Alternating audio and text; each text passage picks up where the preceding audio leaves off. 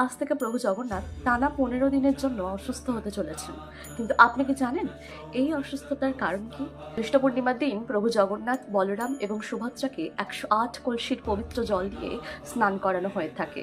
এই স্নানের পরেই ওনারা 15 দিনের জন্য অসুস্থ হয়ে যান। কথায় আছে, প্রভু জগন্নাথ দেবের এক পরম ভক্ত মাধব দাসের একবার প্রচন্ড জ্বর হয়েছিল এবং ভক্তের কষ্ট দেখতে না পেরে স্বয়ং জগন্নাথ দেব নিজেই এসে ওনার সেবা করতে লাগলেন। কিছুদিন পর সুস্থ হতে ভক্ত জগন্নাথ দেবকে জিজ্ঞেস করে, আচ্ছা, আপনি তো অনেক বেশি শক্তিশালী, আপনি তো যা ইচ্ছে তাই করতে পারেন, তাহলে আমার জ্বরটা আপনি সারিয়ে তোলেননি কেন? আপনি আমার জ্বর নিজে নিয়ে নিয়েছেন কেন? আপনি চাইলে আমার জ্বর তো সেরেই যেত, আপনাকে নিজের নিয়ে কষ্ট পেতে হতো না। তখন জগন্নাথদেব উত্তর দিলেন, যার যা কর্মের ফল তাকে এ জন্মেই পেতে হবে।